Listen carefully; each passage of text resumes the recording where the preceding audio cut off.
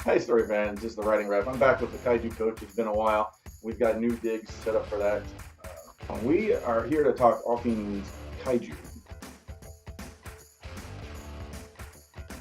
Godzilla is very much a new mythology, like Star Wars for Americans, but it's a Japanese mythology. First, before we get to that, let's have the intro, and we'll get into some Godzilla news.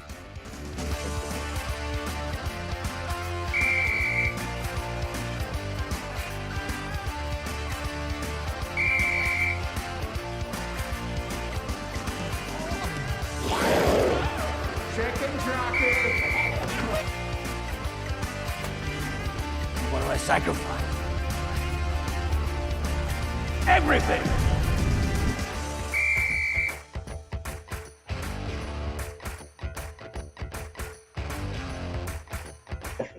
And we're back. So we've got some, we're catching up on some Godzilla news, because I do some of things in a while since we've gotten together.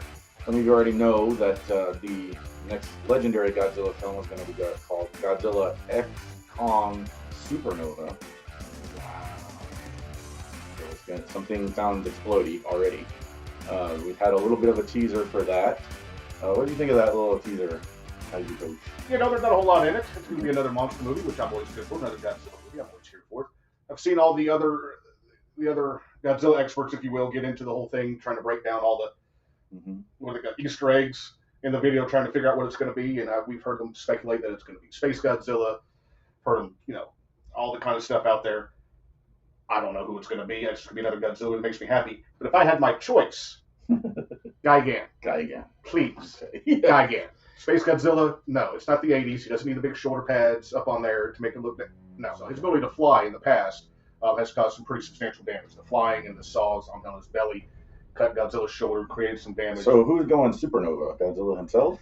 So in the older movies, when King Ghidorah and Gigan have shown up, they have come from outer space with the little jewel-looking things, and then they explode, and here they show up. It's something that they have done. So the supernova, exploding star, if you will, that's old canon right there, the old Showa era.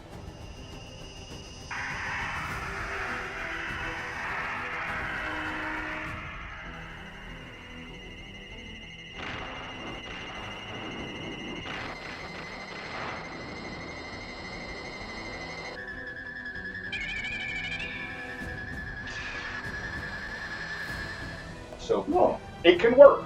Okay. It's a stretch.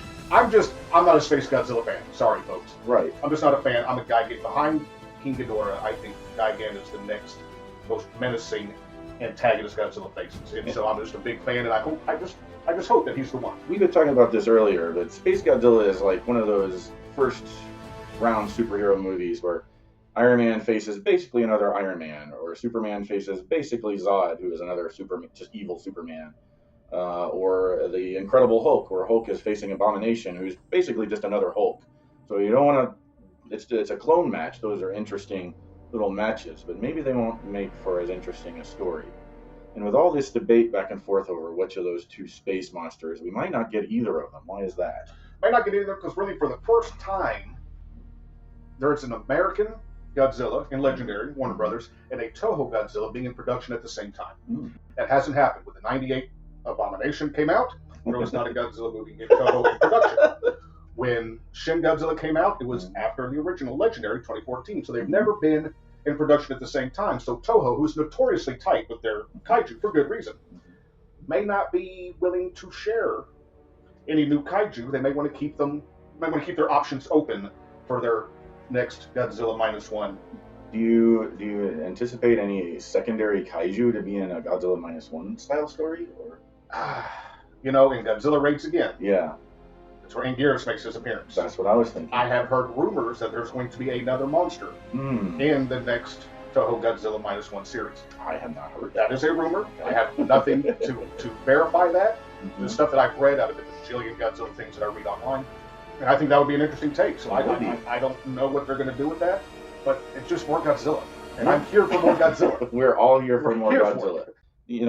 That brings up an interesting point, because now you wonder what Godzilla's role is whenever there's another competing monster. We know in the Legendary universe, him and Kong are kind of loose frenemies that will team up together against a greater threat. So that will probably happen again. I've seen commentary that analyze the Supernova video that a lot of cities seem to be rebuilt. Rio de Janeiro is rebuilt already. Kaiju damage is good for the construction industry. Yes. It's good for concrete, good for steel. It's good business. Yeah. It's good business. Good business. Lots of jobs. Lots of jobs. High-paying jobs. And maybe some population control to have more. We won't get into that portion of it, but I am sure that is definitely a byproduct of them battling it out inside these pictures. Does Supernova get back into the central Earth much again? Or are we going to leave that alone? I don't think it will. I think it's going to be a more Godzilla-centric movie. I think. Purely speculation. The last two have been Godzilla Kong movies, but Kong has played a very significant part.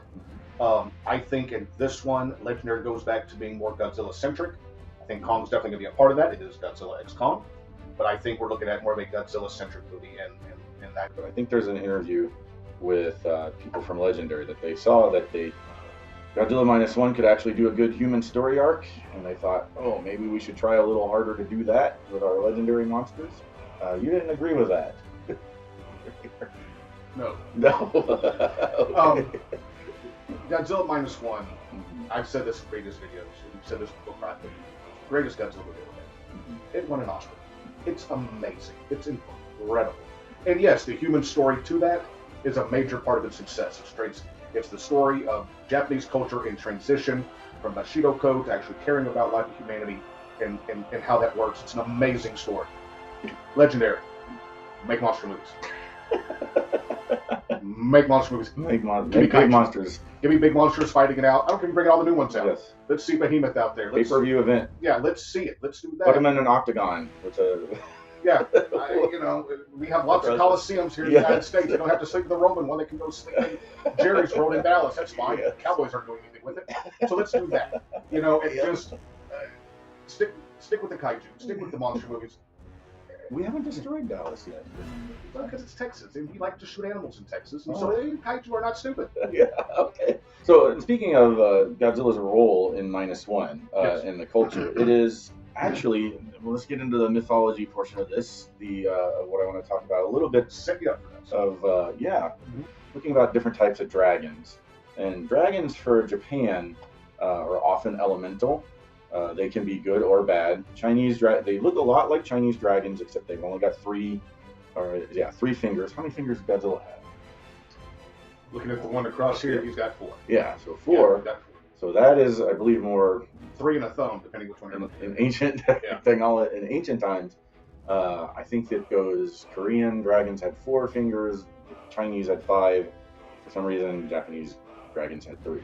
Kaiju actually means, and some of you probably already know this, but something that I just learned recently, means mystery beast. Kai can, for the kanji, can mean anything supernatural in the kanji, and then Ju, in this case, means animal or beast, and that is very ancient for Japan. One of their first kaijus or dragons was Mizuchi, and he was the water dragon, but he was an asshole because he would pop out of the river and spew people with acid or poison mist.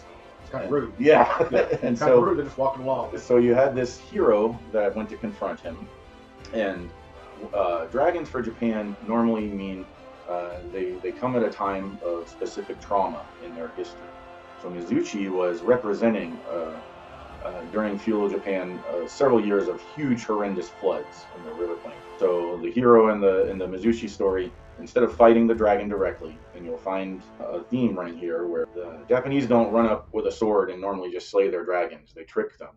So Mizuchi was tricked into, hey, I bet you can't sink these gourds into the river. And if you don't do it, then I get a free shot at you. And he's like, silly human, of course I can sink the gourds. Well, he couldn't sink the gourds because he didn't understand buoyancy or something. And so free shot and dragon slain. Another situation where the dragon was tricked and not destroyed outright is the Urachu dragon, who is very similar to King Ghidorah, only he has 8 heads instead of 3. And does Ghidorah have 3 tails also? 2 tails. So Ghidorah has 3 heads, 2 tails, so you have 8 heads and 7 tails or something like that. correct me in the comments if I'm wrong, in Orochu. And Orochu is slain by the wind god Susanoo, not in a direct confrontation, but Susanoo basically tricks him into getting drunk, and then he cuts off all his things. So what do we often do against Godzilla? We use a special bomb against him, or we trick him, as in Godzilla Minus One, into the water and do the whole floaty uppy thing. So Godzilla is often that force of nature that is represented in mythological Japan. But sometimes, a lot of times, Godzilla gets to be the hero. And that's where we want to talk about today, is really which Godzillas really have the best character arcs. So we've got a list of them, but I gotta back up. Sorry, I'm involved in the conversation. Yeah. So, especially in the Showa era, Godzilla takes a really big turn to be a protector. Kind of goofy, really, by the end of it. Doesn't start off that way, right? Original Godzilla rapes again. He's very much a force of nature. Talk about response to trauma. Yeah. Godzilla is quite literally Japan's response to nuclear holocaust after the bombings of Hiroshima and Nagasaki at the end of World War II. He is very much a byproduct of that. But then you get to the third one. A lot of people don't know, well, at least not true Godzilla fans will know. The third Godzilla is Godzilla vs. Kong, 1963. And he is still very much the bad guy. Okay, Kong comes in to try and run him off. Does he win? Does he lose? Open for interpretation. It was a long time ago. It was the 60s. We don't need to get into it. There was a tree involved. There was a tree involved. Rocks. Yeah. Rock, paper, scissors, if you will. It was a weird time. But from that point, you start running this string of movies. All Monsters Attack, Godzilla vs. Megalon, Son of Godzilla, Godzilla vs. Sea Monster, Godzilla vs. Gigan. You go on and on and on and on. He's very much a protector. He's very much there to defend Japan in particular. Later on, more of a global thing, but early on, very much protecting Japan against threats, whether they be from space, King Ghidorah, and Gigan, and the different space aliens that try to take one to turn into monkeys, one to turn into cockroaches. They're all fantastic.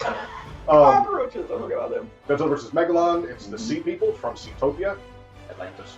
So they don't like it, so they bring out a giant cockroach. He shows up, and Gigan shows up. But in the character arc in that one, I think is most unique because he really learns how to trust somebody else and partner up with them. Oh, okay. That's the first partnership? With Jaguar. I don't know if it's the first one. Okay. I can't quote you on that one. But it's the first one where he shakes his hand. Oh, okay. If you remember, at the end of that, they shake each other's hand. They actively are protecting each other. Yeah.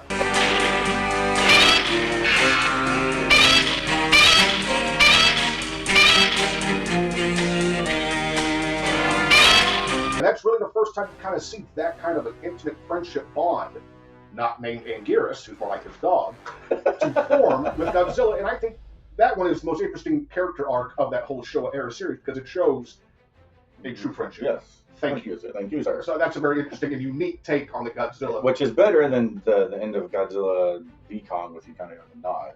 Yeah, just kind of like, okay. Yeah. Very cool. So we've gone from nod to did they do anything in the Frozen Empire one? I don't know if they did anything other than Kong rode him like a war chariot in the Yeah. battle, which is my favorite scene of the whole thing. Yeah. I about stood out of my chair. I was like, yeah, it was great. We have some character arcs of Godzilla learning to team up and trust other monsters. Your typical hero's journey, broken down into 4 stages. They're in a normal world. Something happens to take them to a more fantastical world or on a journey. Then they get a mentor. It doesn't really do mentors. Not a big mentor guy. They have a low point where they get beat up. They have to come back from that low point, which is a resurrection. Then they have the final battle, which they get the boon, the elixir, the reward. Godzilla's reward is really just being left the fuck alone.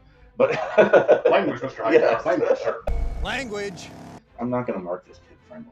Oh, that's fair. Yeah. That's good. Well, in that case, no. Yeah. So, what I've noticed about him in a lot of these Showa era films is Godzilla's inciting incident is usually the same. Usually minding his own business and then gets an extra boost of human nuclear radiation.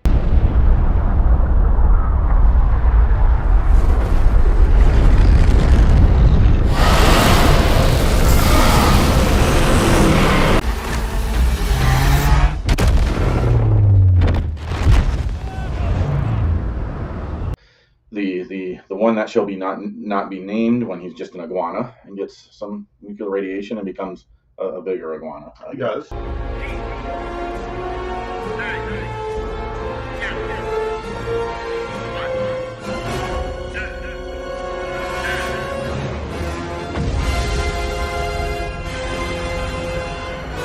Yes. So, but in most of the times when he's a protector of the Earth or protector of nature more than humanity, most often, he does get his ass handed to him.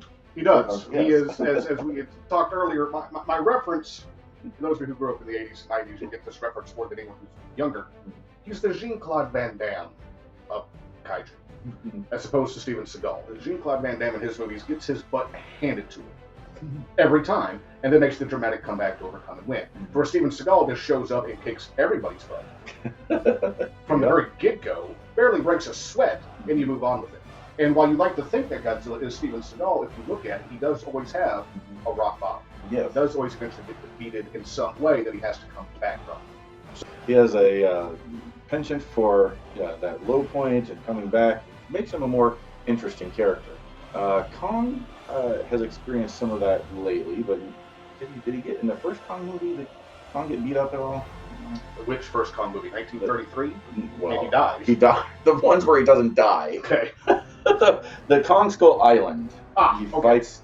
I guess he's kind of the last one. Like, his set is that he's the last of his kind. Yeah. Right. That's kind of his. That's what made the Ice Kingdom thing such. Yeah. Because he's no longer by himself. Yeah. So that's really kind of his rock bottom. Is that he's alone. Yeah. He thinks he's alone, then he isn't alone. He's Rambo. Yeah. Right. Okay. He's Rambo. He's by himself. He's traveling the world looking for companionship, and people want to start business with him, and he's got to smack them down. Yeah. Rambo. That's a great one. And he speaks about it as well as Sylvester Stallone does. So that works out really well. We had one time Godzilla learned to be a dad. Couple times. Yeah. A couple times. Son of Godzilla, or any of those. We don't like to mention Manila too much, but Manila's a significant part of the show. I mean, he appears in 3-4 movies, something like that. He's in there quite a bit. And then, of course, Son of Godzilla later on. Son Godzilla dies by Destroyer, but his essence comes back and Godzilla's reborn. There's that whole thing in there. Space Godzilla, which we talked about earlier, the whole premise there, that Space Godzilla kidnaps Godzilla's kid. Oh, okay. And entraps him in the crystal prison that Godzilla has to come break him out of. So Godzilla's a pretty good dad. Yeah, and which makes me wonder if they're going to go that direction in the Legendary verse if they give him a kid. Because they already gave Kong an adopted kid. Yeah. They give Kong a family. It'd be an interesting. Yeah, do we want that? I don't be know. an interesting take. I'm not generally a huge. While I like those movies, I'm not always a huge fan of the Baby Godzilla portion of the story. How do you make Baby Godzilla cool instead of goofy? Well, you definitely don't make him goofy, but you can also try to do a Baby Godzilla and make it seem silly. Like, you don't want him to like Manila was very silly. Son of Godzilla, Baby Godzilla started off kind of goofy, and then kind of grows up into a more legitimate dinosaur like Godzilla, and kind of goes through that story. That's not bad. The Velociraptors, no Velociraptors, but that's what I'm worried about when they say we'll have a bigger human story, is that you'll have humans getting chased around by little Godzillas in one sense or another. But don't lose focus on Godzilla, because he can be a hero with a full arc, and that is how you get a mentor into the story, is Godzilla is a mentor for his own offspring. But we saw Kong be a mentor in a way to Diddy Kong. What's the one he uses as a club? I don't know what his name was. Probably my favorite scene of that. Yeah. So bad mentors, good mentors. I'm just trying to imagine, Gandalf swinging Frodo around. I pay good money for that. Maybe That's Samwise. a good mentor. Maybe Samwise. Maybe. Legolas swinging Gimli around. I can get behind that. Yeah. We are doing. Listen, Amazon doing Peter more. Jackson, You're gonna do more Lord of the Rings. Yes. I'm here for that too. Swing a hobbit like a club. Oh, of course. All right, so let us know what you think you want to see in Supernova. But what's your favorite Godzilla becomes a hero story arc? And have we missed something? Let us know. I'm the writing ref as the Kaiju Coach, and that's been The Call.